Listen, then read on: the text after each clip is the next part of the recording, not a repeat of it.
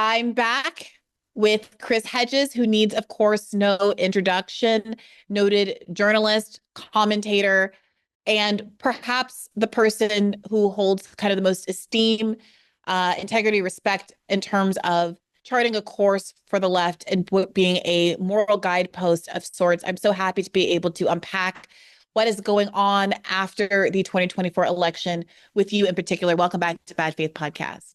Thanks, Brianna. All right. So I had the pleasure of seeing you recently in person in California. We both attended an event Butch Ware put on at UC Santa Barbara. Of course, we were there talking a lot about Green Party politics, the future of the left. And I do want to get your sense of what you think happened with the independent third party vote. I think many of us hoped that there would be somewhat of a spike in turnout for Jill Stein, especially because of the enormous discontent, frustration, anger over the genocide in Gaza. And we didn't obviously get to 5% of the vote. What do you take from that? I think the left has a lot of soul searching to do, along, of course, with the Democratic Party. I don't think the Democratic Party is going to do it. It's corporate indentured at this point. But the left itself and the Green Party is a largely dysfunctional party. It's a top-down party. It doesn't have strong roots to labor. It tends to, every election cycle, cough up candidates without any real base. They don't do the kind of grassroots organization that needs to be done. So I think we saw that. It was a protest vote. I voted for the Green Party. And as you know, I've long been a supporter of third-party movements, worked for Ralph Nader, of course, as a speechwriter. So, but I think the Green Party has to be completely overhauled, or we have to begin to look at a party that rises up out of the union movement, low-wage workers, is more organic. And I suspect that the lack of support for the Green Party was an illustration not of deep dissatisfaction with the two-party duopoly, and in particular the Democratic Party, but the failings within the Green Party itself. It's interesting. I spoke recently to a Green Party candidate, a congressional candidate from the Chicago area.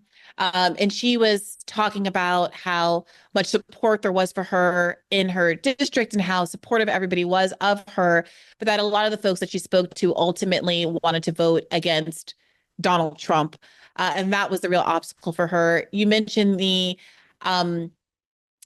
how it would be preferable and ideal if there were to be deeper connections with the labor movement, and that there needs to be a reform and overhaul of the Green Party despite your investment in it and your vote for Jill Stein. What is the likelihood, do you think, of something like that happening? And what would you say to people who want the Green Party to be successful in terms of advice in making that happen? Well, to address your first point, which is an important one, when I was working with Ralph Nader, he would poll far above what he would actually obtain. And Ralph's theory, which I think is true, and it again echoes your point, is that although he had the support, when people got in the voting booth, they voted out of fear. They voted against Bush or whoever it was he was running against. Or they voted for Obama, rather than the alternative. So yes, I think that is true. But I also think that the Green Party has, how long, what is it, 30 years the Green Party's been in existence? They just haven't moved. They should be building support. They're not. And I think that it needs to be completely decapitated with a new leadership, obviously much younger, and far more intimately tied with the grassroots, and in particular, labor movements for low-wage workers. I think and you see Shama Sawant trying to do this with Workers Strike Back. I think that is the direction in which we have to move, especially now. We are on the cusp of a kind of an Americanized fascism, which is something I've been writing about for over 2 decades, the looming fascism because of the collapse of liberalism, whether it was my book, Death of the Liberal Class, or Empire of Illusion, The End of Literacy and the Triumph of Spectacle, or America, the Farewell Tour, or Days of Destruction, Days of Revolt, and of course, American Fascists, the Christian Right and the War in America, which unfortunately has become a very prescient book. If you want to find out what's coming next, get it. I guess well, you still can. Hmm. I take that point.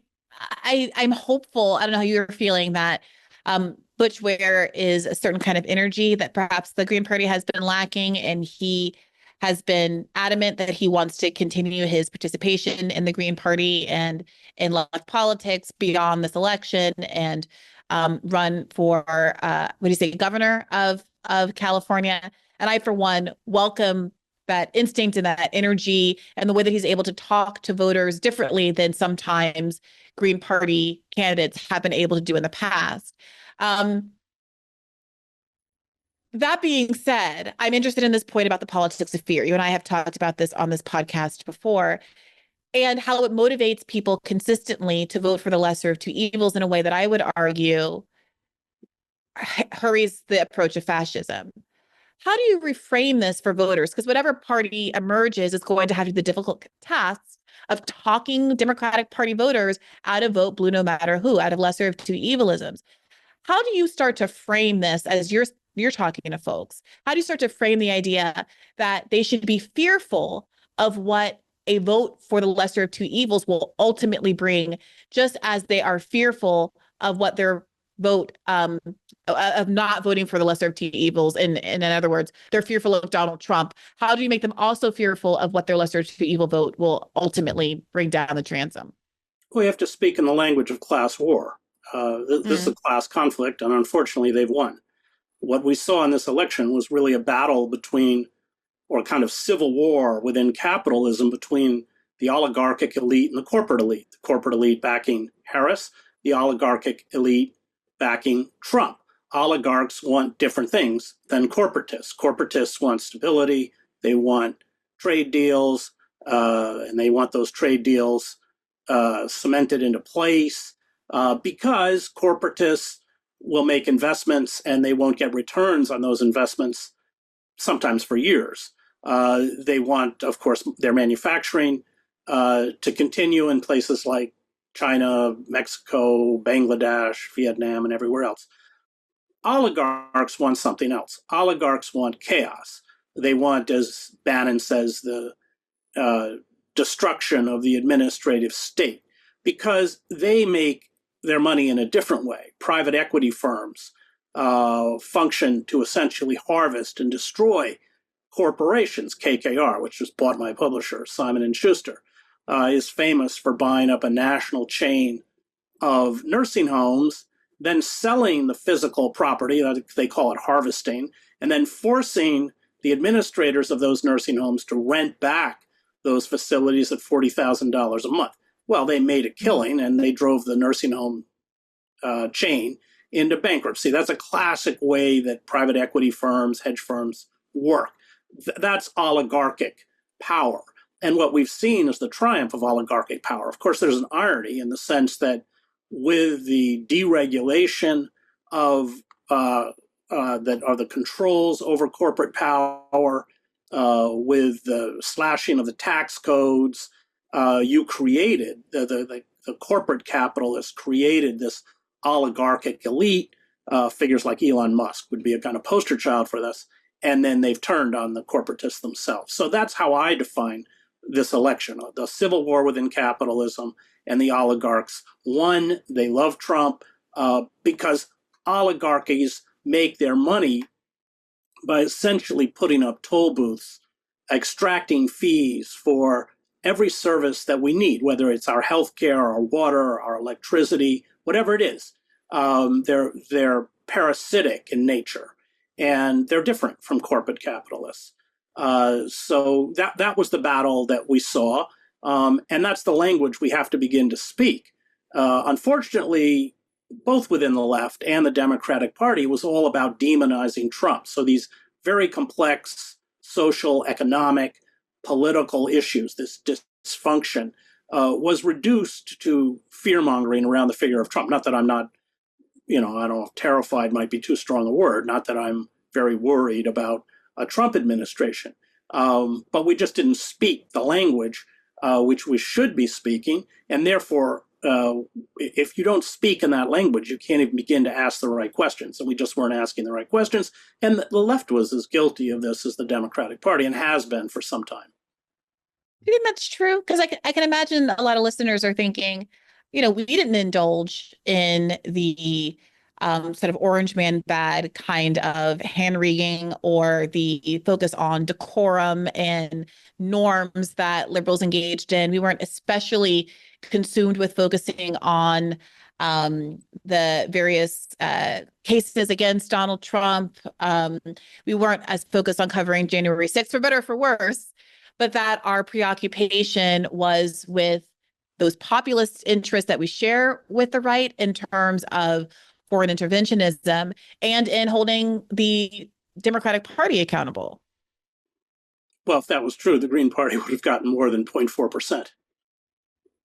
Wait a minute. So who on the left, and maybe this is a definitional issue where we are thinking about different parties as we're talking about the left. Do you think was overly focused on Donald Trump? And then what is the connection you draw between that and the unwillingness of most voters who don't in fact tune into left media, who are, to the extent they were consuming the news, consuming mainstream media, or sometimes right independent media?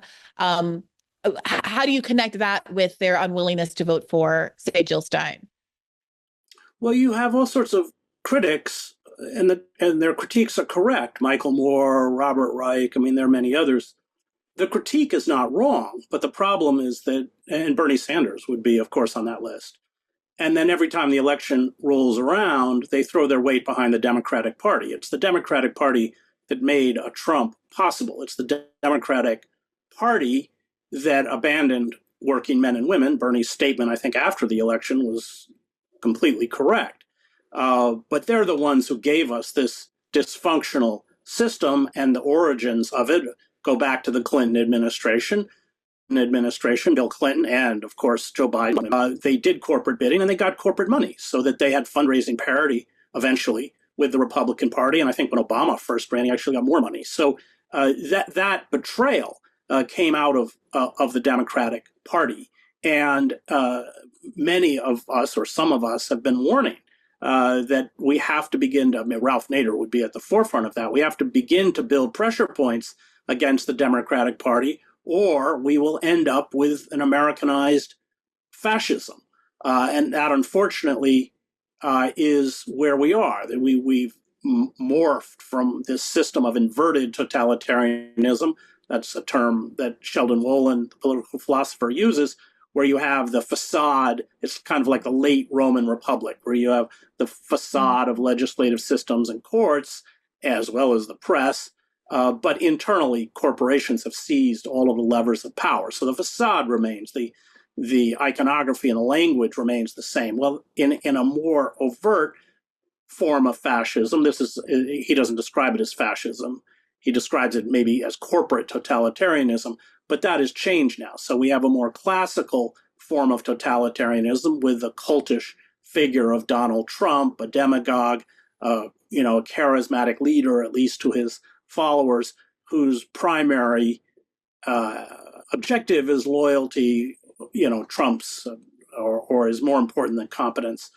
It's a different system, but it's the system that we're moving into. So I think people have out of fear or whatever, or out of a belief that the Democratic Party can reform itself, not a belief that I share, have often made the correct critique on the left, or the mainstream left anyway.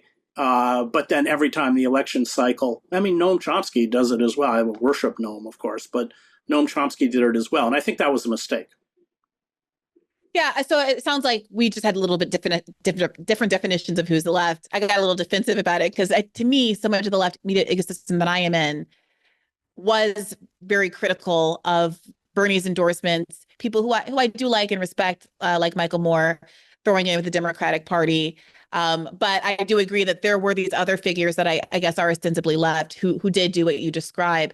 To that point, I guess I'm curious how you would respond to folks who do leverage the opinion of Noam Chomsky selectively every 4 years, the choice of Angela Davis to throw in with Joe Biden as a rebuke to the left to say, here are your kind of moral and intellectual leaders. Even they are saying we have to throw in with the Democratic Party. Why aren't you deferring to their wisdom? Why do you think it was a mistake? Well, what would you say to someone if they were to ask you, why is it a mistake for Chomsky to have endorsed Joe Biden now in 2 cycles? Because the Democratic Party is a far right party.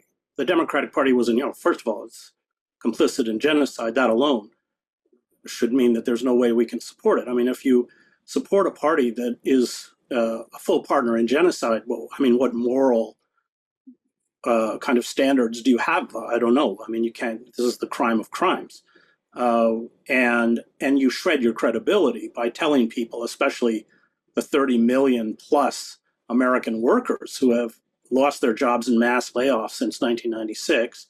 That's when records of mass layoffs were first started being kept, to vote Democrat. And I think the left has eviscerated its credibility because it's not stood solidly behind the working class, working men and women, and denounced their betrayal by the Democratic Party. I mean, once NAFTA was passed in 1994, those of us who care about the working class should have walked out of the Democratic Party. Ralph Nader did. That's why I supported Ralph.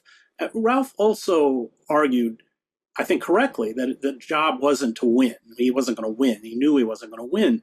But if he could pull 5, 10, 15 million, 20 million voters out away from the Democratic Party to put pressure on the Democratic Party, we might be capable of instituting reforms. Those reforms would have been instituted out of fear. That's why I didn't support Noam's. And let's be clear, Noam Chomsky is our greatest intellectual. I mean, all of us, or at least many of us, certainly myself, owe a tremendous debt to Noam Chomsky, understanding liberalism, the fateful triangle on Israel, manufacturing consent. I mean, this is an intellectual titan, without question. But if you, as Noam would argue, you're voting for a third party in a safe state, you're not putting any pressure at all on Democrats. They could care less. So politics is a game of fear. Politics is a game of pressure. That's why we need unions, and that's why the oligarchs and the corporatists have worked so hard to destroy unionism in this country, which is about 11%, but many, I think 6% of those unions are in the public sector, and they're essentially prohibited from carrying out strikes, as we saw with the railroad freight workers. Why? Because the only weapon we have to essentially block the machinery of power is the strike. And that's what we desperately need to rebuild. So I think the left lost a lot of credibility. Certainly the liberal class lost all credibility by backing a party that sold out working men and women, sold their soul to corporate power. The famous line from Cornel West about Barack Obama being a black mascot for Wall Street. Well, Cornell was right, is right, and so by not standing up against these forces, we essentially surrendered them to this kind of proto-fascist movement within the Christian right. I mean, the Christian right is really the issue. Trump is just the caretaker, has no ideology of his own. It's an ideological void, but he fills it with these very frightening figures. He did in his first administration, Betsy DeVos, Bill Barr, Mike Pence, but it's going to be far, far worse now, especially if you look at the 2025 document out of the Heritage Foundation.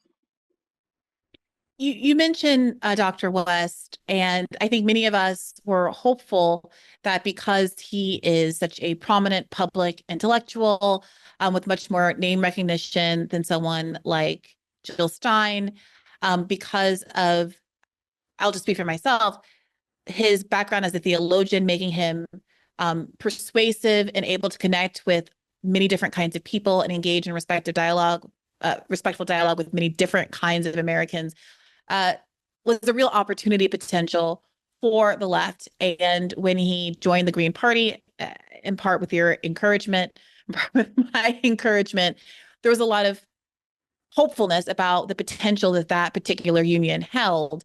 Ultimately, he decided, for reasons that he's spoken about on this podcast and elsewhere, to run independent of the Green Party and did not fare well, fared even worse than Jill Stein in the Green Party ticket. I wondered if you could speak to that choice and if you have any other insight as to why that choice was made and what you make of candidates who choose to run outside of a party structure, an independent third party structure. Yes, I was, as you know, pretty instrumental in getting him into the Green Party. I was not in the country. I was doing grassroots work, speaking in Europe for Julian Assange when that decision was made. So I wasn't part of the decision. I wasn't consulted about the decision to leave the Green Party. I think it was a mistake. It was a mistake because I know from my association with Ralph, all of the barriers, primarily the Democrats in particular, throw up to third parties on ballot access. They make ballot access really, really difficult on purpose. They lock you out of the debates. And the Green Party gets on about 40 ballots. I don't know the minutia of the dispute between Cornell and the Green Party. I'm sure that much of his critique probably is correct. The Green Party has some serious internal problems. However, I think he sacrificed his ability to be on enough ballots. So it's not a decision I would have made, but I wasn't part of that process. I have to ask, um, many people allude to this idea that there are these serious internal problems in the Green Party. And I don't dismiss that. But I guess it's difficult for me to understand what that really is, what that looks like, what the potential for reform is. Are there just a handful of folks in leadership that have views or strategic inclinations that are poorly thought out or just ineffective? Is it something deeper than that? Sometimes I do have the concern that alluding to these problems without more specificity might make people just want to stay away from the party altogether in a way that precludes reform.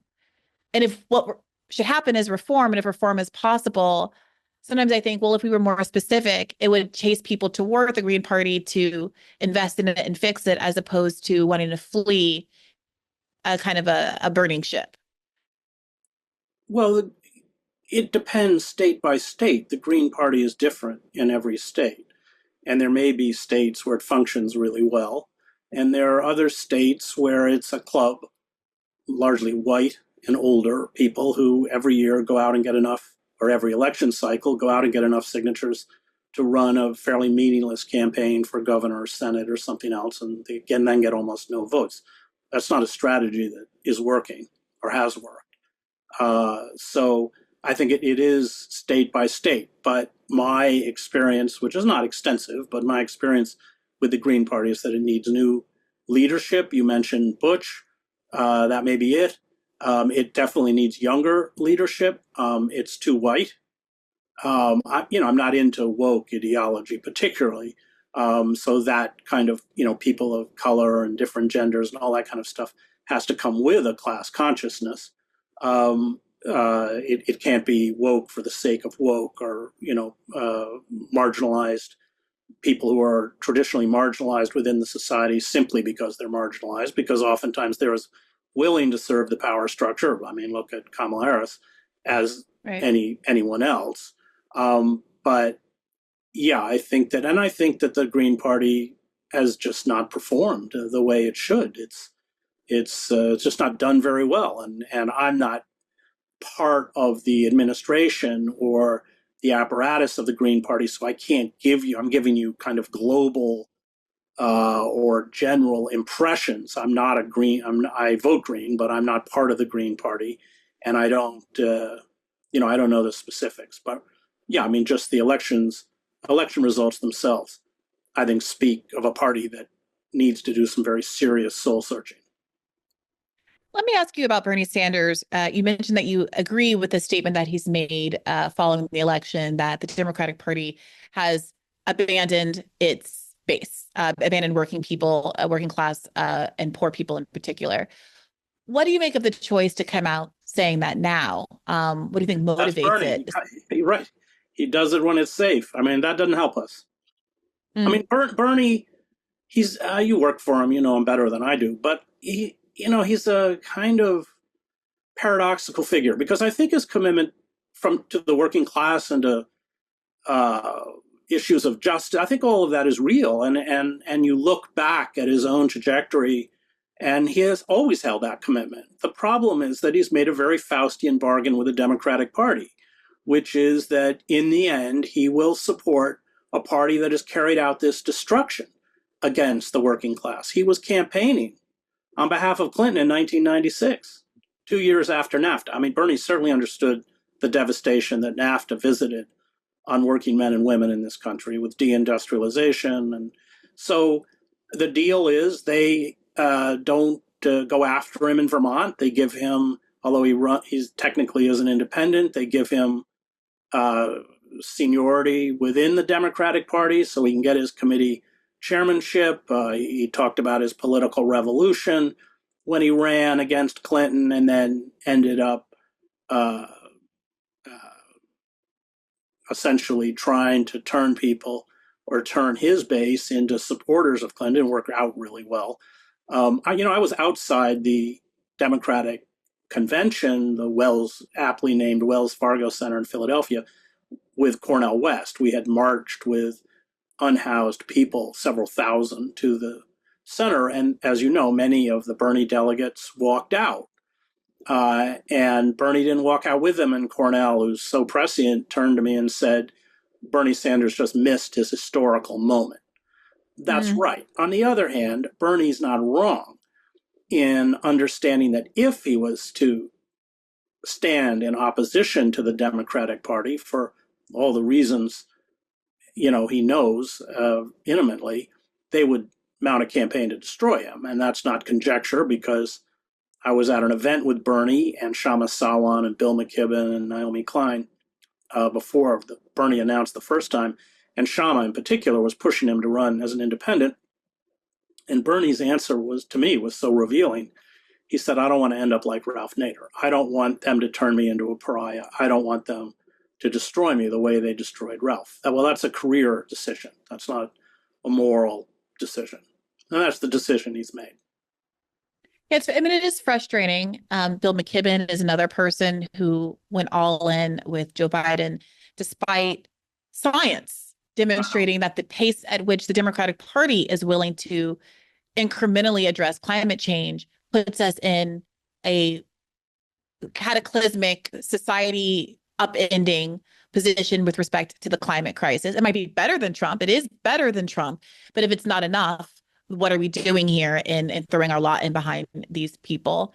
And with respect specifically to the Bernie point, it's disappointing because at this stage in his career, one does have to ask what the upside is necessarily of him even being in that position. How much longer is he even going to be in that position? I could understand if you're younger like AOC and don't agree with it, but I understand the logic of saying I have the time to play a long game, or I want to have a certain amount of career stability, et cetera, et cetera. Again, that's a personal choice and not one that it's a personal incentive and not one that I agree with or respect, but it's more understandable than looking at someone like Bernie Sanders, who at this stage in his career, one has to ask, what are you reserving political capital for? Well, he just ran for reelection. So, Right. I mean, he tends to be in the Senate for, another term. That's what it's for. I mean, I had this debate with a congressional staffer at a lefty event recently who was, making this case for incrementalism. We were talking about force the vote. We were talking about progressives not willing to be adversarial to the party and take risks in order to use the limited power that they have to get concessions. We were talking about the failure to fight for 15 and whether or not progressives could have done more to try to threaten the American Rescue Package in order to get a $15 minimum wage across the line. And whenever we have these debates, it always boils down to this argument that because progressives, elected progressives, can still do some good, that it is irresponsible for them to give up their opportunity to be inside doing that incremental good on the chance that taking a stand and being adversarial to the Democratic Party would get them a much greater good. My position, my instinct is that that's a kind of self-soothing balm that gets you into this incrementalist place where we have the ratchet effect that takes us more and more and more to the right. But how would you argue with those people, or would you argue with those people who basically have a lesser of evil approach, or harm reduction rather approach to working from the inside, and who really do believe that there is an advantage to Bernie Sanders being in the Senate that outweighs the advantage of having his world historical moment and walking out with Cornel West and the delegates back in 2016? Well, I mean, simple answer is it doesn't work. I mean, this is the hottest year on record. So, I mean, is Biden worse than Trump? I mean, they're both pushing us towards extinction. I was just in London doing a fundraiser for Roger Hallam, who's serving a 5-year prison sentence. I also went and visited him in prison. And Roger's right. If we want to save the planet, we have to carry out sustained acts of civil disobedience to disrupt the system. They shut down the M25 motorway for 4 days around London. That disrupted commerce, disrupted London, the city of London, the financial capital of London. That's what we have to do. If we want to save the planet, if we want to stop the genocide, I mean, all of these absolutely vital existential issues, it isn't going to come through incrementalism. It doesn't work. They have nothing to show for it. And the fact is, they've been completely domesticated. How do they do it? They do it through money. So figures like Schumer or Pelosi, their power comes primarily from the fact that they funnel the money from the donors to the anointed candidates, and they turn off the spigot when you don't play by their rules. You saw AIPAC take out Jamal Bowman. Was it $13 million, $11 million? I don't remember. Cori Bush.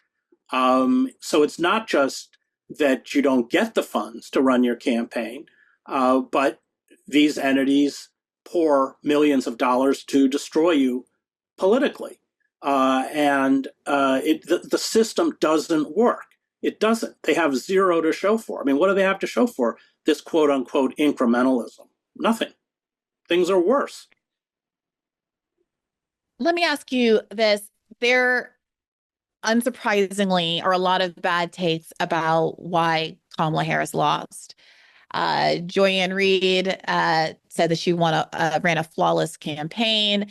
And nothing that was true yesterday about how flawlessly this campaign was run is not true now. I mean, this really was an historic, flawlessly run campaign. Queen Latifah never endorses anyone. She came out and endorsed. She had every prominent celebrity voice. She had the Taylor Swift, she had the Swifties, she had the Beehive. Like, you could not have run a better campaign in that short period of time. And I think that's still true. There are, of course, the usual suspects to come forward, making the case for moving the party even farther to the right, who say that the adoption of phrases like defund the police and talking about trans people is what caused Kamala to lose, despite her doing neither of those things. And frankly, running the kind of centrist campaign of establishment dreams.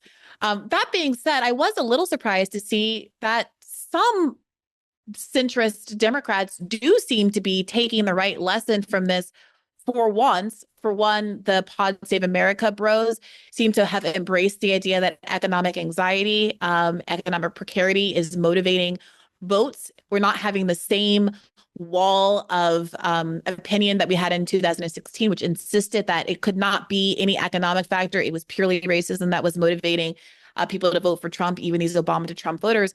And recently, Chris Murphy did a long Twitter thread, which has gotten a lot of positive feedback, where he basically says, I agree with Bernie. I'll read just a little bit of it. He writes, does racism explain part of the attraction of the right's nativism? Of course. But mass deportation is a terrible response to Americans' real sense that they are helpless in the face of global forces like increased migration. The left largely ignores this pain. He's referring to liberals, not the actual left. He goes on to say, we don't listen enough. We tell people what's good for them. And when progressives like Bernie aggressively go after the elites that hold people down, they are shunned as dangerous populists. Why? Maybe because true economic populism is bad for our high income base. Oh, calling out the big dollar donors in the Democratic Party. Okay. He goes on to say, meanwhile, men tumble into a different type of identity crisis as the patriarchy, society's primary organizing paradigm for centuries, rightly crashes. The right pushes an alluring dial back. The left says, get over it. Again, a refusal to listen or offer responsible solutions. We cannot be afraid of fights, especially with the economic elites who have profited off neoliberalism. The right regularly picks fights with elites, Hollywood, higher education, etc. Democrats, e.g. the Harris campaign, are tepid in our fights with billionaires and corporations. Real economic populism should be our tentpole. Were you surprised by this reaction from Chris Coons and some other kind of establishment actors who seem to be so frustrated by this loss that they're willing to hear what Bernie has to say? I'm not surprised because it's a self-evident reality. So that's a reality-based analysis. But they're not calling for anyone to walk out on the Democratic Party. And the next election cycle will all be trying to sheepdog everybody back into the voting booth for the Democrats. That's my frustration. My frustration is with people who offer the appropriate critique and then hold up the Democratic Party as a solution or a partial solution or a better solution. That's the failure. I mean, devil's advocate, when we were supporting Bernie's 2016 and 2020 runs, we were supporting a kind of Democratic Party reform, right? I think many of us now believe that because of how they treated Bernie, that reform isn't possible. But I could imagine a world, I'm not optimistic about this, but I certainly could imagine a world where instead of being so oppositional to Bernie Sanders, at least some Democrats in the interest of winning, like Coons, are saying, okay, fine, let's do Bernie style politics. It's not going to be revolutionary, but it is going to be more than an incremental improvement on the norm. Are you optimistic at all about what it means for establishment actors like Coons and the Pod Save America podcasters to have made what feels like a pretty significant admission after all of these years of resisting the Bernie theory? No, because if they were serious about confronting corporate power or oligarchic power, they'd be destroyed. I never thought that the Democratic Party would allow Bernie Sanders to be the nominee because the Democratic Party is owned. And Lloyd Blankfein, the former CEO of Goldman Sachs, made it very clear that if he was the nominee, they would vote for Trump. And you'd end up with a 1972 situation where the Democratic Party and the donors walked out on George McGovern and threw their weight behind Nixon.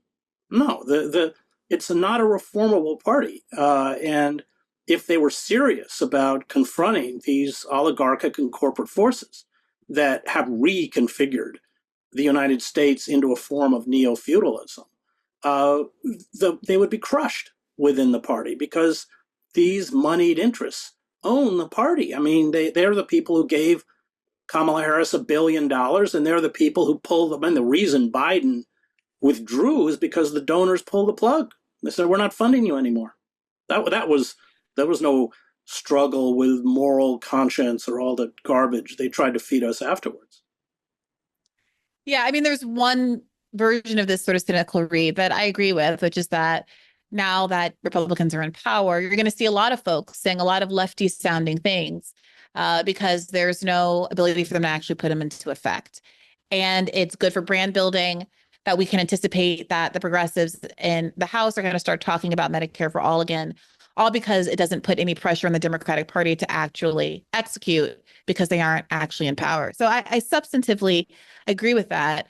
That being said, I'm curious what you see as coming down the transom in terms of left and anti-war pushback against a Trump administration, what that's going to look like both over the next couple of months of lame duck Biden period, and also what the resistance to the war in Gaza and the continued fight for progressive domestic policies is going to look like under a Trump administration. Well, we know what it's looked like because the Biden administration has always started it. And you look at campuses around the country over the summer, campus administrators, presidents worked in a coordinated effort to essentially make any kind of the most tepid protest against the genocide in Gaza untenable. And there's a uniformity to the bans now in these campuses. Not only can you not have encampments, you can't do flyering, you can't have event tables. They outlaw groups like Jewish Voice for Peace, Students for Justice in Palestine. That's all been done under the Biden administration. The Trump administration will certainly continue it. I think one of the things that shocked many of us when I was in London for Roger, he and four other Just Stop Oil activists were not actually in the shutdown of the M25. They were captured on a Zoom meeting planning it. But the sentences for non-violent civil disobedience, 5 years in prison. The other four activists got 4 years. That's what we're seeing, that the oligarchic corporate global elite has no intention of reforming or responding to public opinion. Remember, 72% of Democratic voters want an arms embargo against Israel. I think it's 62%, or maybe it's 77%, 62% of independents. And so they're not responding to the base. But of course, the Democratic Party, look at this last convention. I mean, at least when Bernie was there was real debate. There was a semblance of a democratic process. By this convention, where Kamala never even ran, never got a primary vote, she was anointed by the corporate elite that owns the Democratic Party. Jimmy Dore kind of called it out correctly. I mean, he called it the Stepford Wives convention. It was kind of frightening. I mean, with figures getting up saying, I'm a real billionaire. I mean, this was just, right. It showed the complete bankruptcy of the Democratic Party. So no, everything's in place. I mean, the building of the national security state, wholesale surveillance, the Patriot Act, which Biden helped author, all of this stuff has created a mechanism by the flick of a switch. We can be a totalitarian state. That was put into place by largely an executive branch under both Republican and Democratic administrations. I would argue that Obama's assault on civil liberties was probably even worse than Bush's. You know, I sued Obama in federal court over Section 1021 of the National Defense Authorization Act, which green-lighted or empowered the armed forces to act as a domestic police force, overturning the 1878 Posse Comitatus Act. We actually won in the Southern District Court of New York, and then the appellate court denied my standing. We filed a cert to the Supreme Court, also denied my standing, so it's law. That was done by Obama. The Snowden revelations came out under Obama. They remain completely unexamined, unchallenged. So all of these mechanisms are bipartisan, and in the hands of a Trump administration, they have the capacity to really shut down any kind of dissent at all. That's the gift we've given them. Yeah, I mean, it's very bleak, Dr. Hedges. It feels. I know I'm all accused of being bleak, but it doesn't help us. Not an accusation. We have to acknowledge reality if we're going to resist. We can't pretend it isn't what it is. Effective resistance requires greed. It's not a criticism or an accusation, but it does lead me into the follow-up question, because I don't want listeners to be demoralized because they are overwhelmed by how dark things seem. And I think that what helps people not get demoralized is to have some sense of what that resistance will look like, what the costs of it are, but what the upsides of it might be if they continue to push and to commit to those acts of resistance. So, for example, when you raise the lengthy sentences that these Stop Oil protesters have gotten, and we look at domestically the ratcheting up of criminal penalties for this kind of nonviolent environmental protest, when you look at the creation of these cop cities and the environmental activist who was killed by the police down in Atlanta, it's going to have a chilling effect. So I do wonder if you've given any thought to what folks will be required to do in light of the state's anticipation of us ratcheting up these kinds of protests and making it more and more costly for individuals to ratchet up those kinds of acts of resistance.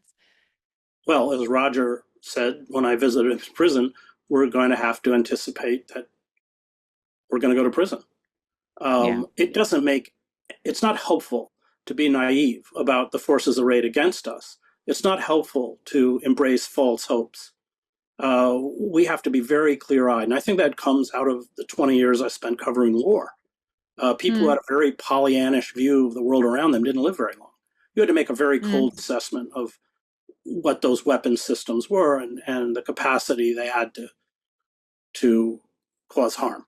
And we're not going to be able to resist unless we make a very clear-headed and cold assessment of the forces arrayed against us.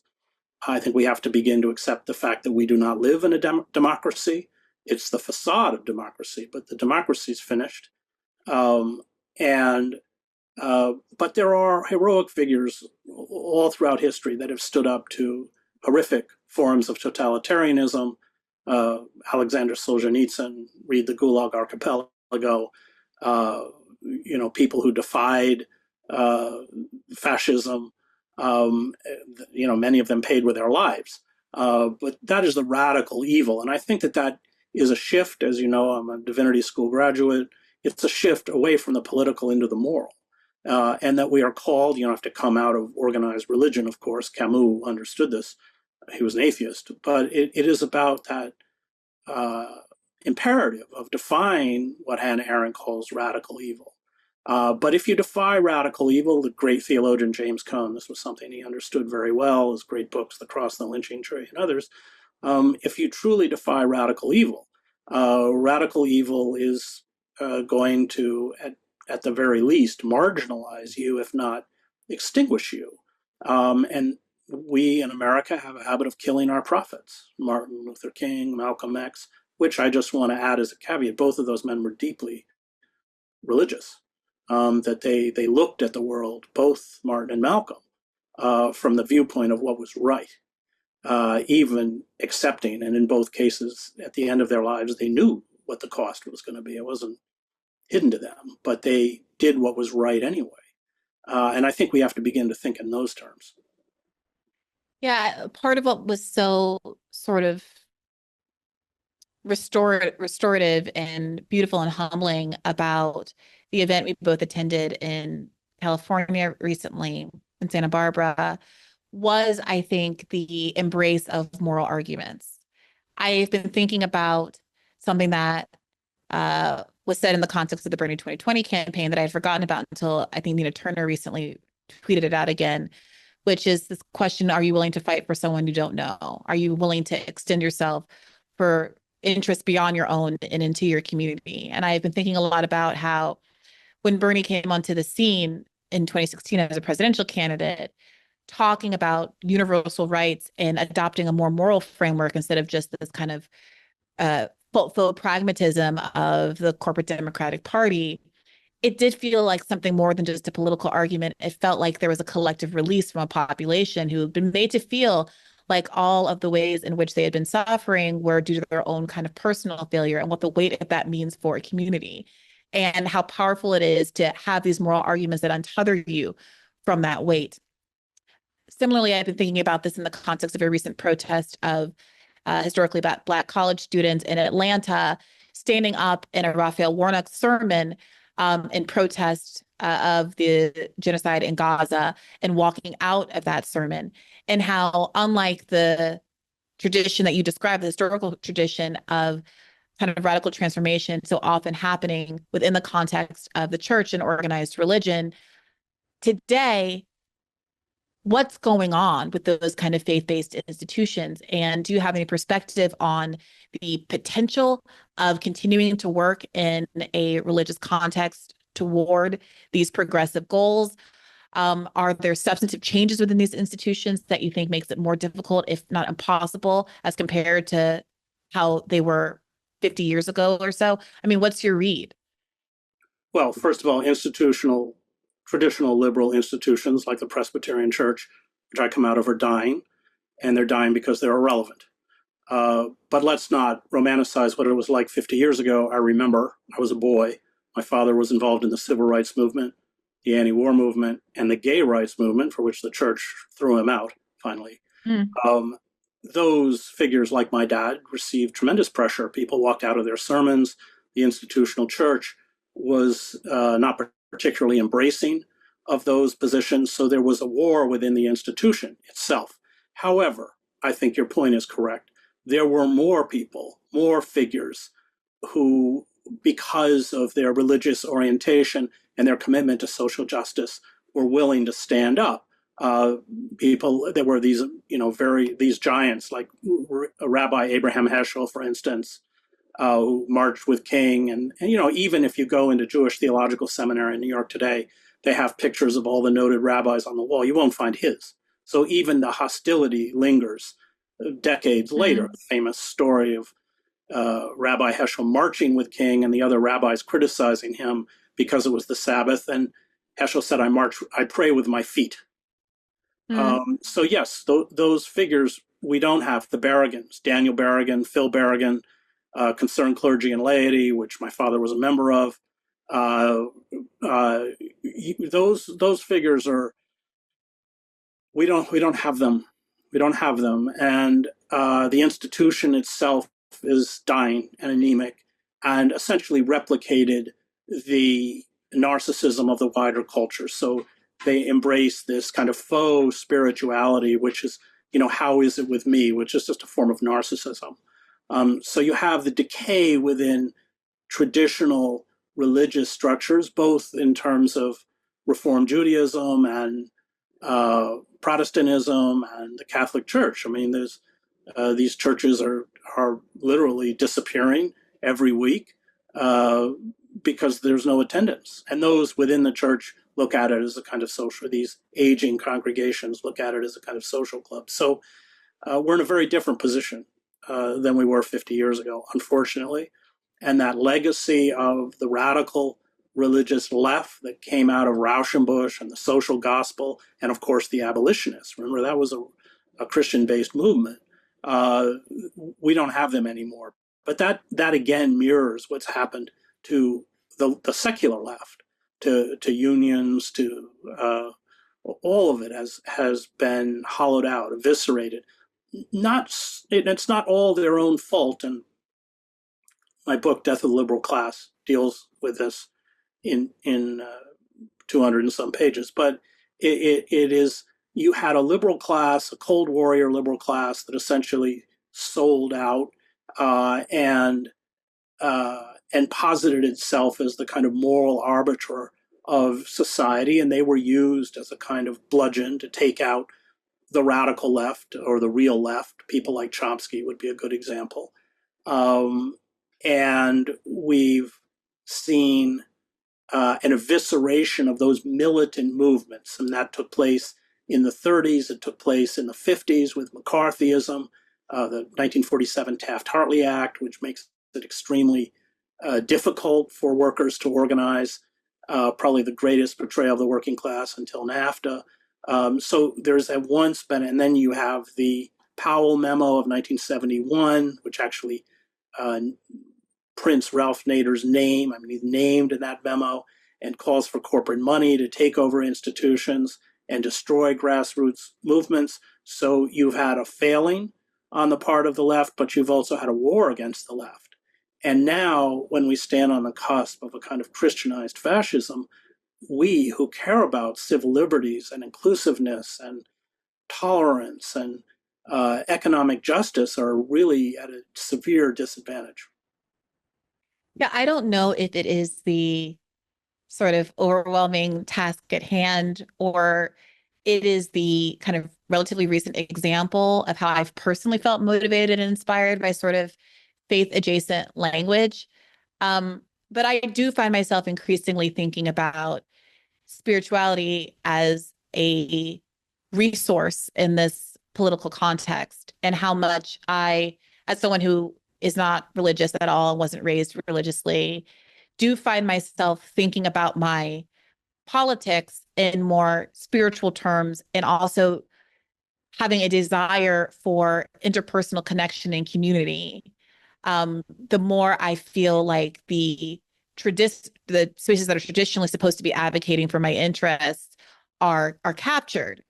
And I, read the commentary on how we have fewer and fewer of these so-called third spaces today than we used to have. People aren't in bowling leagues. As you mentioned, there's less religious attendance. As you mentioned, union density is low. All of these things, you can draw a line between all of these things and both lament the decline of these spaces, but also potentially see the possibility of tapping into people's, I think, desire for that connection to build different kinds of spaces. There's been a lot of chatter post-election about whether the left needs a Joe Rogan of its own, but whether it's kind of in a social media sort of environment or in person, I would reframe that as a need to build a sort of community that's willing to prioritize our value for each other and our shared interests, and the way that Bernie slogan sort of captured over just having a popular figure who says the things that we like to say. And I do wonder if you've thought at all about the opportunity to build new and different kinds of third spaces, or if you think that there's still significant power in religious institutions themselves. No, I don't. I think Paul Tillich, the theologian, said every institution, including the church, is demonic. No, I don't think the institutions, they weren't particularly effective in the 1960s during the rise of the anti-war movement. Groups like concerned clergy and laity were outside the church structures, and church structures were often very hostile to them. So the institutions aren't going to help us. I think you raise a very good point about space. Ralph raises this point a lot, that they've taken away communal space. They've taken away public space on purpose. Everything has become privatized. And I spent a lot of time in Zuccotti Park, and then, of course, it was shut down, a coordinated effort by Barack Obama. But it was interesting that afterwards there was a real mourning on the part of people who spent a lot of time there for that sense of community. People didn't feel lonely. And one of the things they mourned the most, which I found very poignant, was the People's Library. They had about 5,000-6,000 books, and it was staffed by these retired New York City school librarians. It was my favorite place to just sit in Zuccotti. So I think you raise a very good point that especially as things get bleak, we need that community. That's what sustains us. What sustains me personally are those events where Iraqi Veterans Against the War, which I've been arrested with, and these kinds of stuff. That's my community and that's my church. And I get my sustenance from it. All of these protests, which I would just go and stand in the back, whether it was at Columbia or Princeton. I didn't speak. I wasn't part of it, but it was so important for me to just stand with those students who are our nation's conscience, and see their courage, and because they're sacrificing a lot, their academic careers, and the hunger strike. There was a hunger strike at Princeton. They occupied the hall. Princeton's up the street from me, so I was there a lot too. That was really important for me, just to be in that space, and I got far more from it. I spoke sometimes, but so yeah, I think you raised a really good point on the issue of Joe Rogan. No, we don't need a Joe Rogan. Air America tried it and it didn't work because the corporate elites are not going to fund people on the left. Air America failed. So I don't think that's a good use of our energy. Rogan is completely in sync with the corporate state. That's why he pulls in the money that he pulls in. And if we are really going to challenge these powers, they're never going to give us that platform, and we're never going to pull in that kind of money. That's why Air America went belly up. Do you think that that's true of Rogan? That I think, generally speaking, I agree with that sort of analysis that many of the right media institutions are able to succeed and thrive and be very profitable because they are in sync with various conservative aligned corporate interests that fund them directly and promote them. And that doesn't exist for the left media.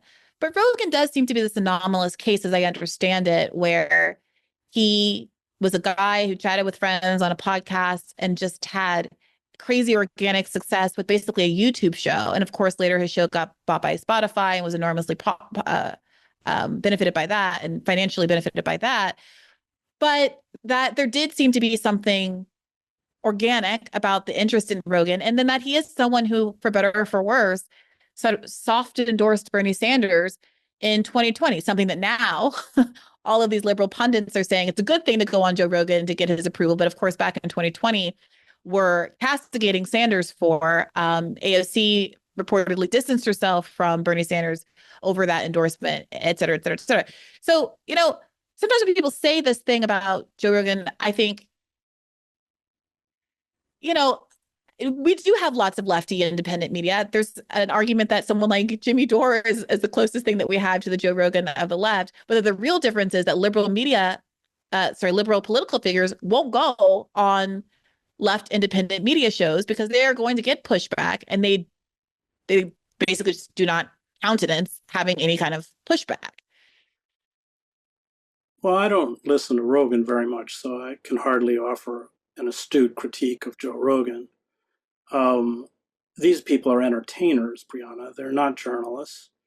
The few times I've heard Rogan, I think he's a good competent, or more than a competent. I think he's a very good interviewer in the sense that he listens.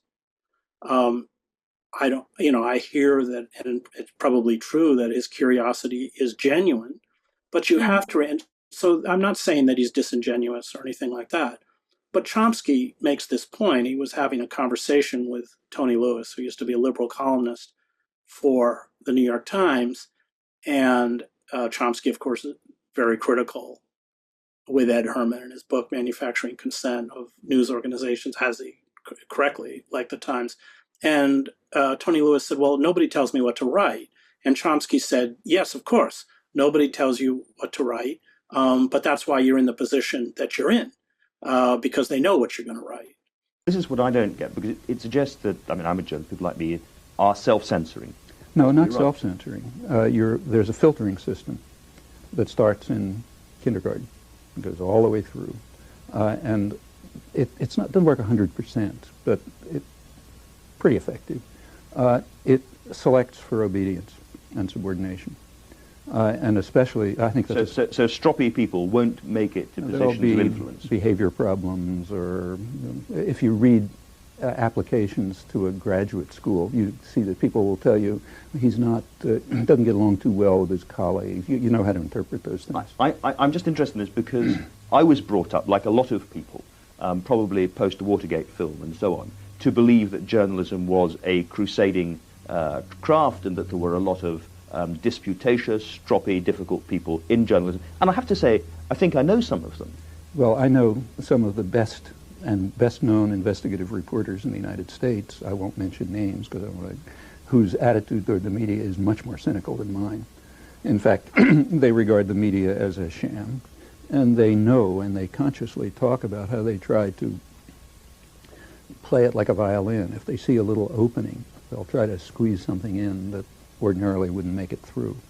And it's perfectly true that I'm sure you're speaking for the majority of journalists who are trained, have it driven into their heads that this is a crusading profession, adversarial, we stand up against power, a very self-serving view. On the other hand, in my opinion, I hate to make a value judgment, but the better journalists, and in fact the ones who are often regarded as the best journalists, have quite a different picture, and I think a very realistic one. How can you know that I'm self-censoring? How can you know that journalists are self-censoring? I'm sure you believe everything you're saying. But what I'm saying is if you believe something different, you wouldn't be sitting where you're sitting.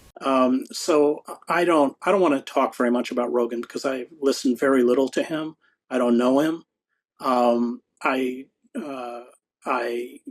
think that we have to be clear, number one, that he's primarily an entertainer. All of these figures, and not just him, but the people on the left, MSNBC, Rachel Maddow, these people are entertainers. That's why, how much does Rachel Maddow make a year? I don't know, $10 million a year. Trust me, having been a newspaper journalist for a long time, journalists do not earn $10 million a year. So yeah, they're part of the entertainment landscape, and it's a faux kind of news. So I'm not picking on Rogan. They're all like that, whether they're on CNN or anywhere else. They're not journalists. They pretend to be journalists. Yeah, I think that that's true. I guess I wonder, and I'm just wondering out loud, I'm not making any claims here, to what extent there is a sense of community among Rogan's audience and the sort of network of right shows that kind of share guests and the like, by virtue of how many people listen to Rogan, by virtue of it being a 3-hour format show where conversations are allowed to take their course in the way that's very different than corporate media. I think this is another Chomskyism, that the format of the mainstream news in these 7-minute segments is good for the status quo and bad for people who are trying to develop ideas and change minds. And there is something to, I think, podcast format, generally speaking, and Joe Rogan show in particular, that lends itself to a certain kind of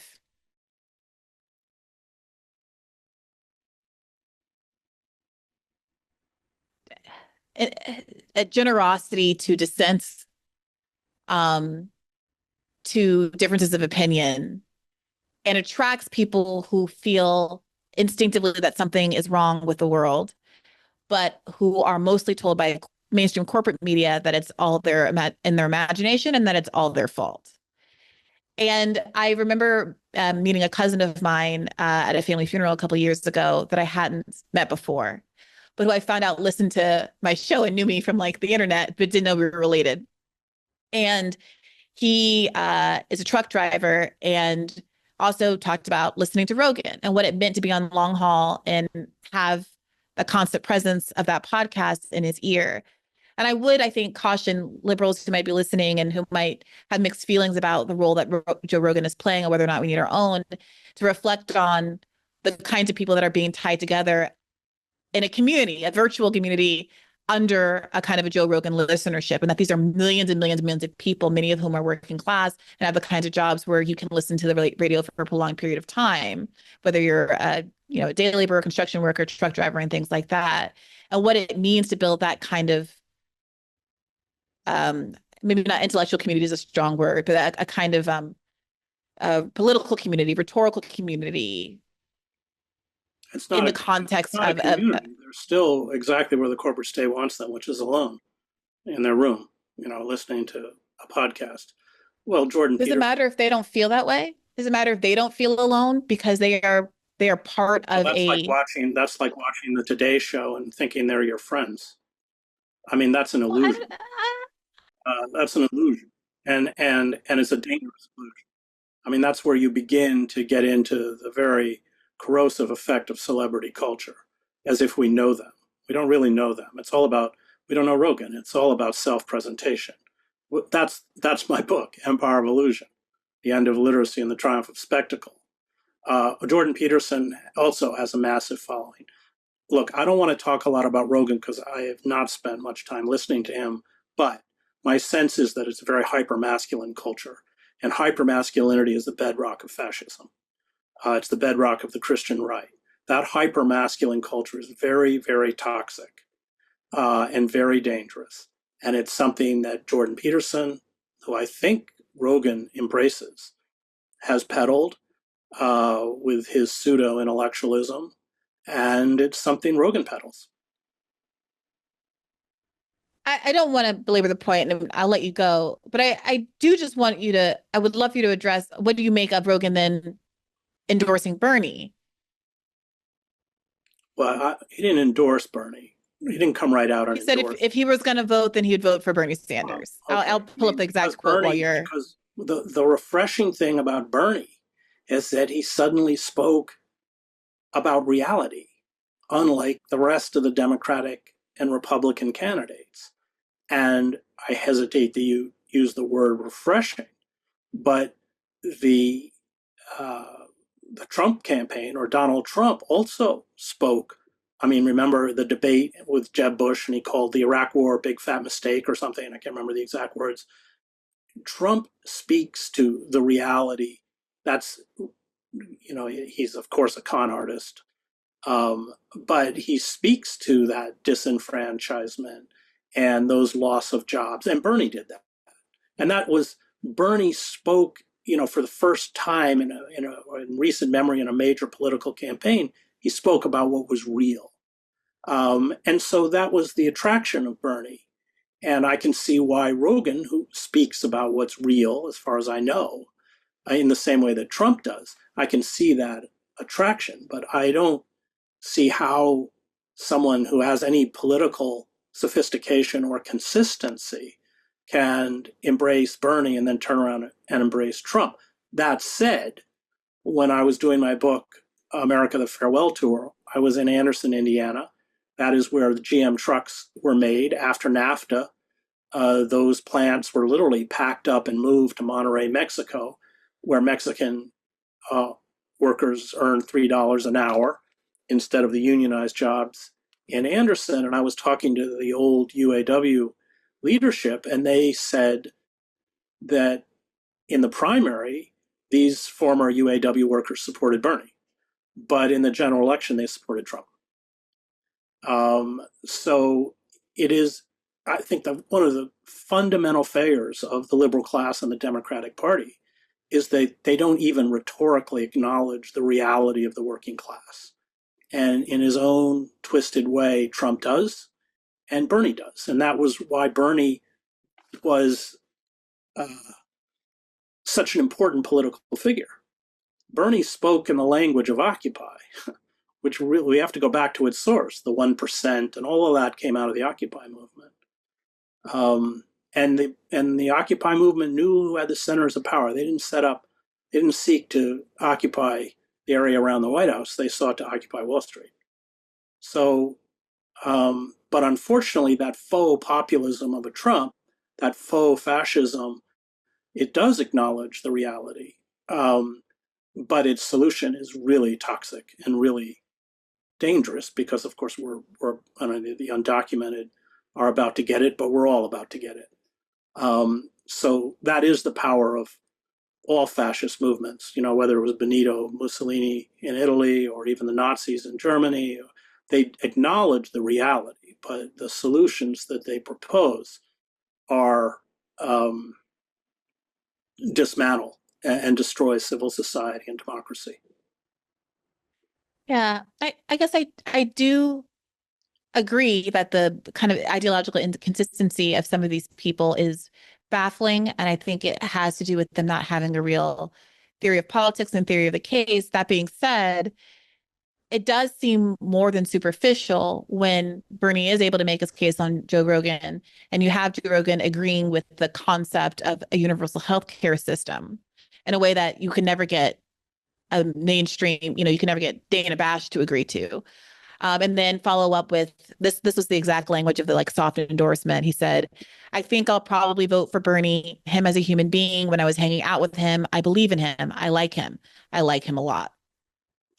So I'll leave the Joe Rogan discourse there unless you wanted to respond I'm going to go back. Brianna, these people they're entertainers. Dana Bash, they're all entertainers. That's what they are. And we got to break free from celebrity culture, which didn't work particularly well for Harris. One of my fears is that, and not just my fear, but Richard Wolff's fear, Cornel West's fear, is that we've severed ourselves from the past. We've severed ourselves from the great political thinkers of the past, including Karl Marx. I'm not a Marxist, by the way, but his critique is right. Antonio Gramsci, on and W.E.B. Du Bois. I know you know these figures, but we have to go back to remain rooted in revolutionary political and economic theory, which you're never going to get off a screen. You're not. And that gets into the issue of essentially a post-literate culture where we live in a kind of eternal present. And that's very dangerous. It seems to me there's something a little inconsistent about recognizing a paucity of third spaces, the decline of unions, the decline of the church, an attack on public education, decline in kind of generalized literacy, the reality that so many people are clued in and listening to a podcast like Joe Rogan, even if it's for worse as opposed to for better, and to sort of resist the access that a platform like that gives you to promote ideas from Karl Marx or Gramsci or any of these other figures? Well, I can pretty much guarantee you he probably doesn't even know who Gramsci is. He would if you went on and talked to him about it, which I think is a real possibility, right? That he would have someone like He you as a asked guest. me to go, I would go. Probably be pretty boring 3 hours, but I would do it. Hardly. I think people would be ensorcelled by your appearance. I don't like talking about Rogan because I'm probably not even being fair. I can't imagine I've listened to more than an hour of Rogan and just snippets here and there. But I will go back to the fact that all of these big media figures are primarily about entertainment, and not just Rogan, but the entire Jake Tapper, all of them, MSNBC, all of them. They're entertainers. They're not journalists, and they're not intellectuals. And we need intellectuals like Cornel West, Noam Chomsky. We need those figures. Because they see things that we don't. I mean, even myself. I mean, Noam, I think because he's a linguist, often gives me the words and vocabulary to describe reality, and that's what a great intellectual does. And Cornell too.